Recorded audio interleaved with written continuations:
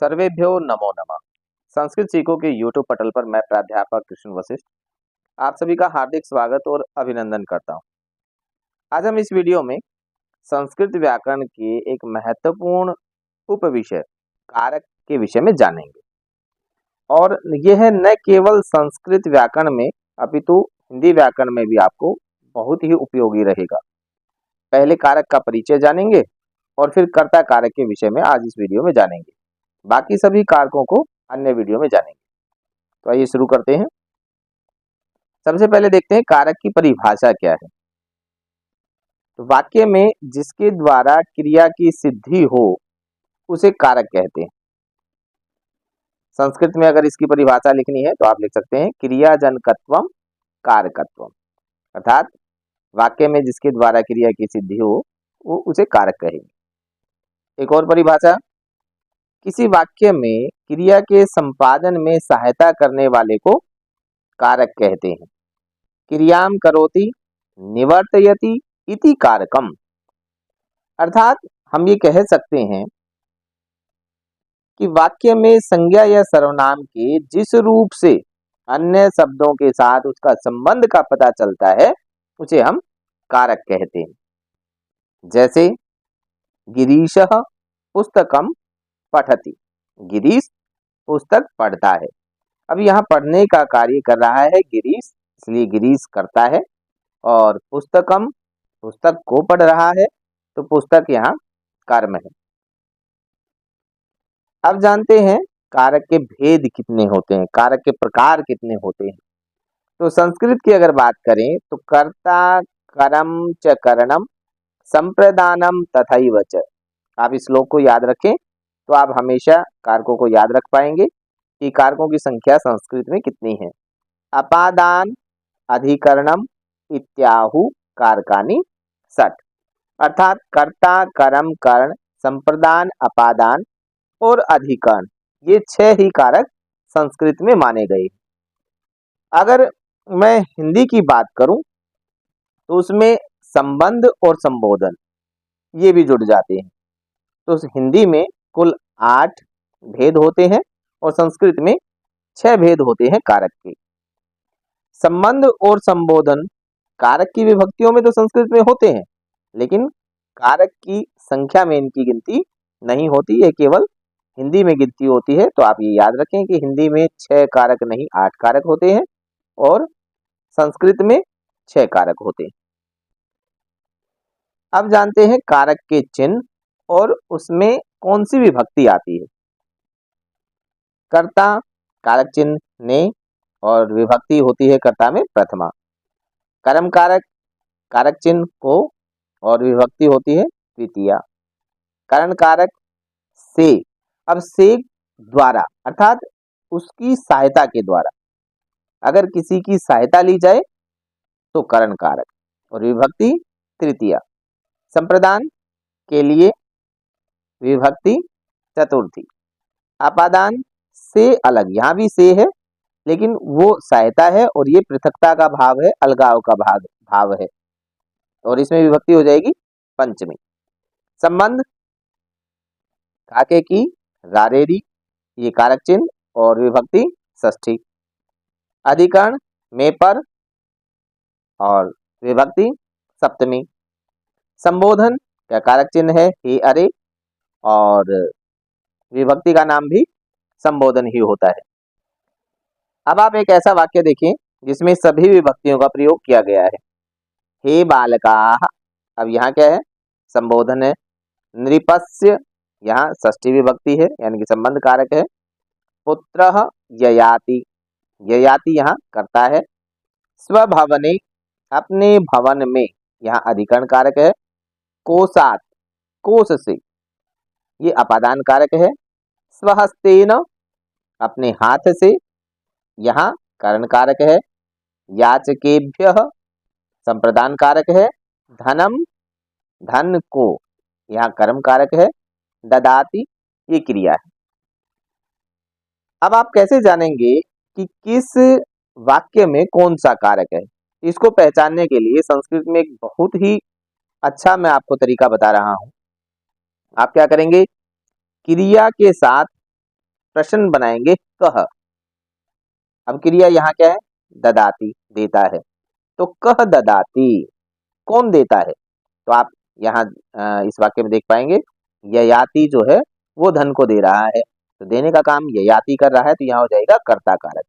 और कर्ता कारक में हमने पहले जाना था पिछली इसमें स्लाइड में कि कर्ता कारक में प्रथमा विभक्ति होती है। कर्म को जानने के लिए तरीका है किम, क्या। आप प्रश्न पूछे क्रिया के साथ, यहाँ क्रिया है ददाती, देता है, तो किम ददाती, क्या देता है? तो इसमें आपको उत्तर मिलेगा धनम ददाती, याच के धनम ददाती, धनम। तो धनम में कर्म कारक है, इसलिए धनम द्वितीय विभक्ति हुई। अब क्रिया के साथ केन, किससे देता है? अब से सहायता किससे, अब पंचमी में भी किससे आएगा, लेकिन यहाँ जिसकी सहायता से दे रहा है, तो हस्तेन, हाथ से दे रहा है, तो यहाँ करण कारक, और करण कारक में तृतीय विभक्ति। देने का कार्य केभ्य, किसके लिए। आप प्रश्न बनाए किसके लिए देता है, तो याचकेभ्य, इसमें संप्रदान कारक हुआ, और संप्रदान में चतुर्थी विभक्ति आती है। अब कस्मात ददाती, आप क्रिया के साथ कस्मात लगाएं, अर्थात किससे देता है। अब यहाँ पंचमी विभक्ति है कस्मात, और कारक है अपादान, तो यहाँ जुदाई का जब भाव है, कोष से धन दे रहा है, अलग हो रहा है, तो यहाँ पंचमी विभक्ति अपादान कारक में होती है। प्रश्न पूछे कुत्र ददाती, कहाँ देता है, स्वभावने, तो ये अधिकरण कारक हो जाएगा। तो आपको ये तरीका ये अपनाना है कि आप कौन देता है, क्या देता है, किससे देता है, किनके लिए देता है, किससे देता है, और कहाँ देता है। ये सारे प्रश्न जब आप क्रिया से पूछेंगे, क्रिया के साथ लगाएंगे किसी भी वाक्य में, इसी वाक्य में नहीं, किसी भी वाक्य में, तो आपको वो कारक का नाम मिल जाएगा। यहाँ निरपति ही आदि पदों का क्रिया के साथ संबंध है, अतः ये कारक है। अब ये बात आई थी कि संस्कृत में 6 कारक हैं और हिंदी में 8 कारक हैं, तो 6 कारक क्यों हैं? क्योंकि क्रिया के साथ जिनका सीधा संबंध होता है, कारक उन्हें ही कहा जाता है। परिभाषा में भी आप इसे भी ऐड कर सकते हैं, जिनका क्रिया के साथ सीधा संबंध होता है उसे कारक कहा जाता है। और संस्कृत में संबंध और संबोधन को क्रिया से सीधे संबंध न होने के कारण कारक नहीं माना गया है। इस वाक्य में नृपस्य पद का ययाति कर्ता से तो संबंध है, किंतु क्रिया ददाती से सीधा संबंध नहीं है। इसी तरह बालका का भी क्रिया से सीधा संबंध नहीं है, इसलिए संबंध और संबोधन को क्रिया से सीधा संबंध न होने के कारण नहीं रखा गया है। इसलिए संस्कृत में कारकों की संख्या कारकानी 6 होती है।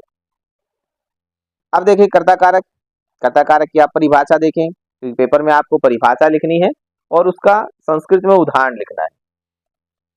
क्रिया को स्वतंत्र रूप से करने वाले को कर्ता कहते हैं, और कर्ता कारक में प्रथमा विभक्ति का प्रयोग किया जाता है। जैसे गिरीशः पठति, यहाँ पठती क्रिया को करने वाला गिरीश है, क्योंकि मैंने कहा था कि कह पठती, आप पठती क्रिया से जो भी क्रिया है, यहाँ जैसे पठती क्रिया है, तो उसमें आप प्रश्न पूछें कह, कौन, तो कौन पढ़ता है, गिरीशः, तो यहाँ कर्ता हुआ गिरीश, और कर्ता कारक है, और कर्ता कारक में हमेशा प्रथमा विभक्ति का प्रयोग किया जाता है। एक और उदाहरण देखिए, रामः पठति, राम पढ़ता है, कौन पढ़ता है, राम पढ़ता है, तो राम हो गया यहाँ कर्ता। दूसरा उदाहरण देखो, रमा खेलती, रमा खेलती है, अब खेलती में कौन खेलता है, रमा, तो रमा हो गया कर्ता कारक, रमा खेलती। अगला उदाहरण, अहम गच्छामि, मैं जाता हूं, तो जाने का काम कौन कर रहा है, कौन, कौन अगर आप लगाओगे किसी भी क्रिया के साथ तो आपको मिल जाएगा कि कर्ता कौन है। और अपठित गद्यांश जो एक भाग है 10 नंबर का अपठित गद्यांश पेपर में आता है, तो वहां भी आपसे पूछ लिया जाता है कर्ता और क्रिया। हमेशा एक प्रश्न आपको जरूर उसमें एक एक नंबर के जो मल्टीपल चॉइस क्वेश्चन होंगे उनमें पूछ लिया जाएगा कि उपरोक्त वाक्य में कर्ता क्या है या क्रिया क्या है। तो कर्ता आपको पहचानने का सबसे आसान तरीका यही है कि जो क्रिया है उसमें कौन शब्द लगा दे।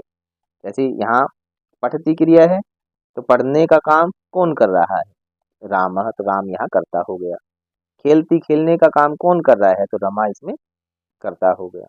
गच्छामि जाने का काम कौन कर रहा है, अहम, यानी कि मैं, तो यहाँ अहम कर्ता हो गया। तो इस प्रकार से आप जान सकते हैं। और क्रिया को पहचानने का तरीका है कि जो साधारण और सरल वाक्य होते हैं उनमें क्रिया हमेशा अंत में ही लिखी हुई होती है। श्लोक में आगे पीछे होती है, लेकिन सरल वाक्यों में हमेशा क्रिया अंत में ही आपको मिलती है। तो इस प्रकार से आज हमने कारक की परिभाषा और कर्ता कारक को जाना है। तो आप चैनल पर बने रहें, वीडियो को लाइक और शेयर करें।